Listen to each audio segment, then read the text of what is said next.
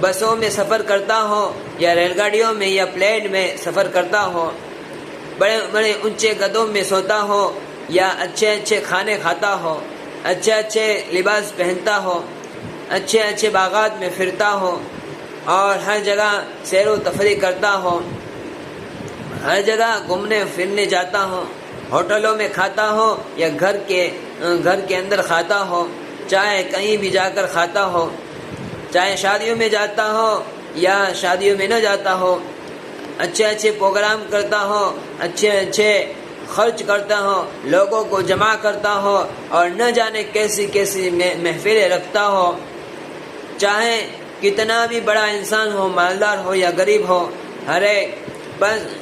یعنی جنگل میں رہنے والا ہو یا شہر کا رہنے والا ہو، بس تعریف اسی واحد لا شریک لہ کے لیے ہے جس کی لکھی ہوئی تقدیر کے یہ کرشمے ہے۔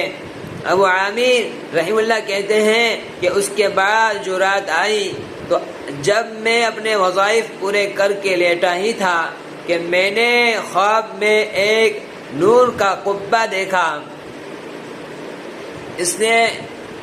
وظائف ہم بھی چن کر وظائف کریں، بہت سارے وظائف ہیں، سورہ واقعہ ہے، سورہ تبارک الذی ہے، آیت الکرسی ہے، 4 کل ہے، دعائیں ہیں سونے اٹھنے کی، ساری کی اس دعا کی پابندی کریں۔ اپنے بھی وظائف تسبیح فاطمہ ہیں، ان وظائف کو پڑھ کر سوئیں۔ اب بات یہ تعجب میں ہوتی ہے لوگوں کو، جو لوگوں کے تعجب میں کیا بات ہوتی ہے کہ ہم تو موبائل دیکھتے دیکھتے سو جاتے ہیں، یا کوئی گناہ کرتے کرتے سو جاتے ہیں، یا بغیر فضولیات کے اندر سو جاتے ہیں، اور ایسے بات کرتے کرتے سو جاتے ہیں۔ یہ ساری چیزیں ہیں تو ہم وظائف کیسے کریں؟ نہیں،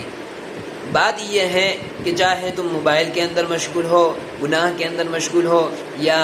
فضولیات کے اندر مشغول ہو، چاہے کسی حالت میں ہو، پہلے وظائف پورا کر لے۔ سونے کا وقت ہو چکا ہے کہ اب رات ہو چکی ہے، عشاء کی نماز ہو چکی ہے، تو پہلے وظائف کو پورا کر لے۔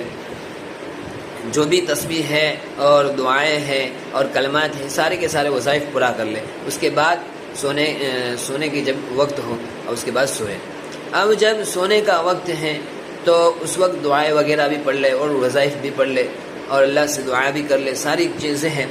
کلمہ وغیرہ بھی پڑھ لے ہوئے، جس طریقے سے سونے کی اٹھنے کی دعائیں پڑھ لے، یہ ساری کی ساری چیزیں پڑھ لے، چاہے کسی بھی حالت میں ہو، یہ ہر وقت کر لینا چاہیے۔ انشاءاللہ کبھی نہ کبھی اس عمل کی وجہ سے اللہ تعالیٰ گناہ سے بچا لیں گے، یا جو بھی فضیلات کے اندر یہ باتیں کرتے کرتے سونے کی جو عادت ہے انشاءاللہ اللہ تبدیل فرما دیں گے، اور اس کو اللہ تعالیٰ صحیح نیکیوں کے ساتھ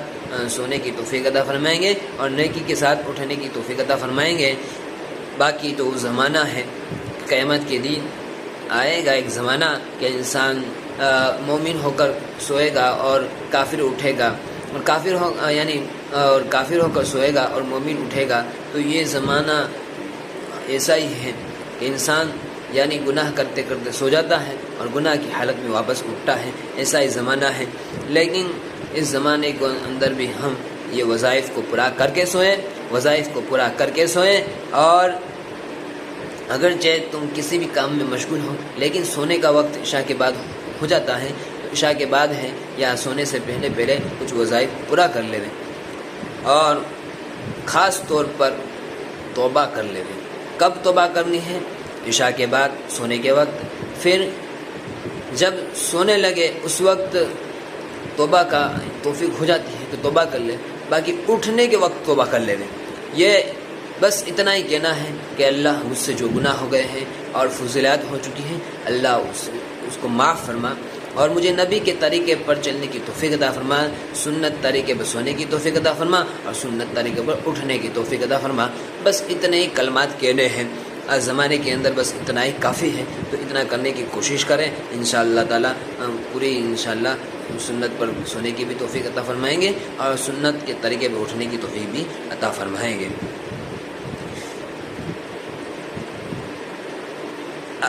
ابو عامر کہہ رہے اپنے وظائف پورا کر کے لیٹا ہی تھا کہ میں نے خواب میں دیکھا ایک نور کا قبہ جس کے اوپر ابر کی طرح نور ہی نور پھیل رہا ہے۔ اس نور کے ابر میں سے اس لڑکے نے مجھے آواز دے کر کہا. جیسے شاڑے کے اندر ٹھنڈی کے موسم میں کیا ہوتا ہے کہ جھاکر آ جاتا ہے، شبنم آ جاتی ہے تو کچھ دکھتا نہیں، اتنا یعنی شبنم برستی ہے. تو اس طریقے سے ہو گیا، فرماتے ہیں اس طریقے سے کیا ہو گیا کہ خواب میں اس نور کے ابر میں سے اس لڑکے نے مجھے آواز دے کر کہا، ابو عامر تمہیں حق تعالی شانو جزائے خیر عطا فرمائے، تم نے میری تجہیز و تکفین کی اور میری وصیت پوری کی. میں نے اس سے پوچھا کہ میرے پیارے تیرا کیا حال گزرا؟ کہنے لگا میں ایسے مولا کی طرف پہنچا ہوں جو بہت قریب ہے اور مجھ سے بہت راضی ہے. مجھے اس مالک نے وہ چیزیں عطا کی جو نہ کبھی کسی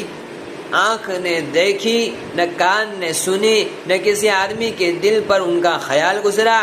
یہ ایک مشہور حدیث پاک کا مضمون ہے. حضور اقدس صلی اللہ علیہ وسلم کا ارشاد، حضور اقدس صلی اللہ علیہ وسلم ارشاد فرماتے ہیں کہ اللہ جل شانہ کا پاک ارشاد ہے کہ میں نے اپنے نیک بندوں کے لیے ایسی چیزیں تیار کر رکھی ہیں جو نہ کسی آنکھ نے کبھی دیکھی، نہ کان نے سنی، نہ کسی دل پر ان کا خیال گزرا.